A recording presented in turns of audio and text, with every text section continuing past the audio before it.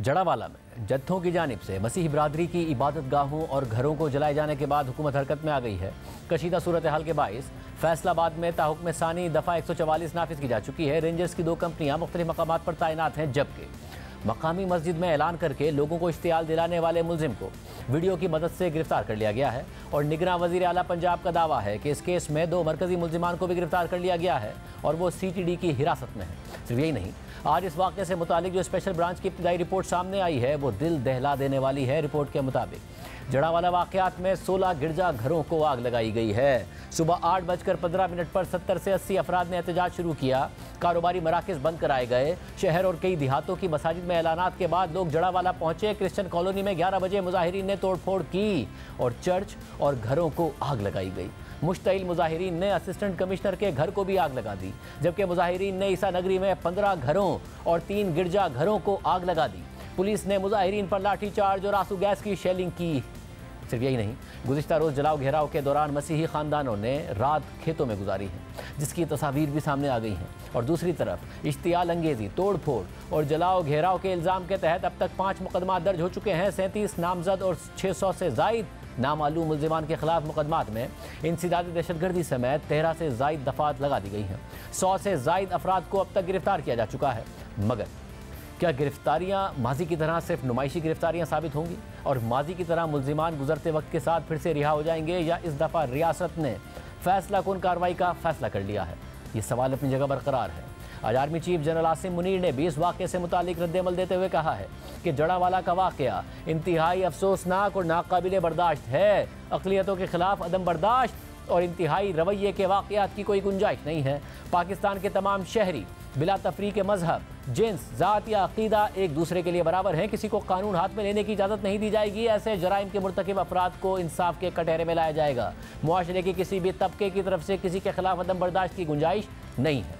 इसके अलावा पाकिस्तान के दफ्तर ख़ारजा ने भी इस हवाले से रद्द-ए-अमल देते हुए कहा है कि जड़ावाला वाक़े में मुलविस अफराद को किसी सूरत माफ़ नहीं किया जाएगा। पाकिस्तान भर की अवाम मसीही बरादरी के साथ इस सलूक पर दुखी हैं। जबकि निगरान वज़ीर आला पंजाब मोहसिन नकवी ने इस वाक़े पर रद्द-ए-अमल देते हुए कहा है कि यह नॉर्मल वाक़या नहीं है। जिसने ये कोशिश की है वो एक मंसूबे के साथ की है ताकि मुल्क में आग लग सके। ये नॉर्मल वाक़या नहीं है। दुख की बात यह है कि जिसने भी ये कोशिश की वो बड़ी प्लान करके की कि ताकि पूरे मुल्क में आग लग सके।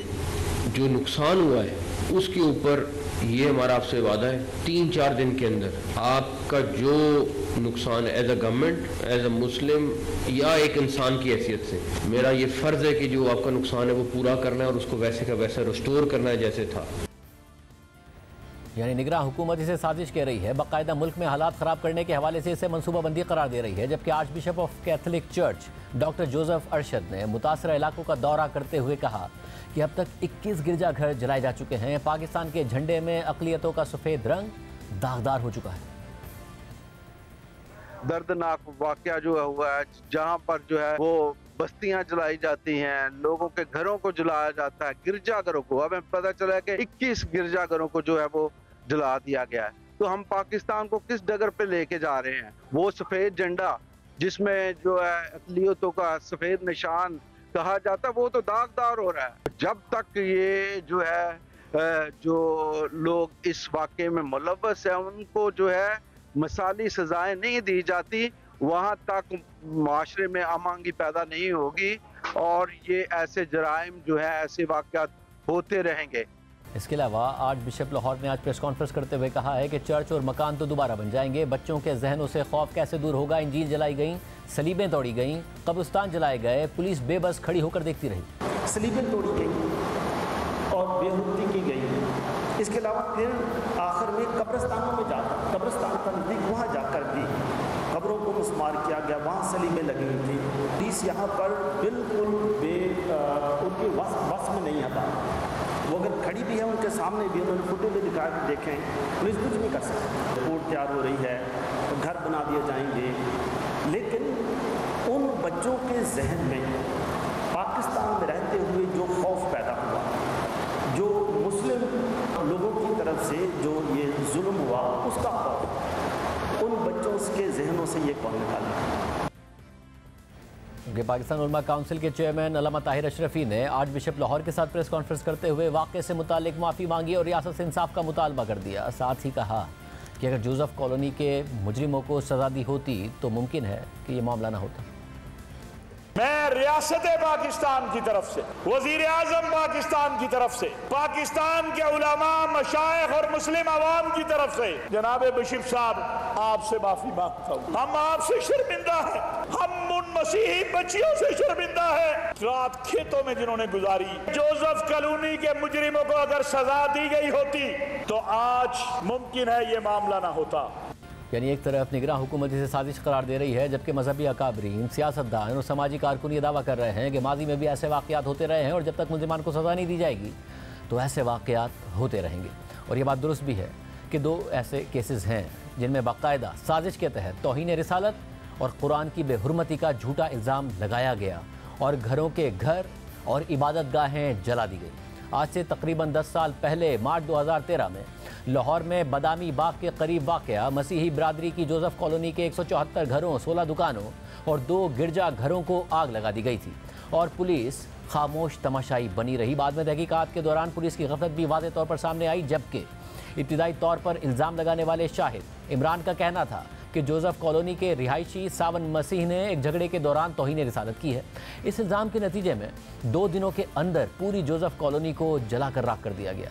सावन मसीह को तौहीन रिसालत के इल्ज़ाम में 2014 में सजाए मौत सुना दी गई।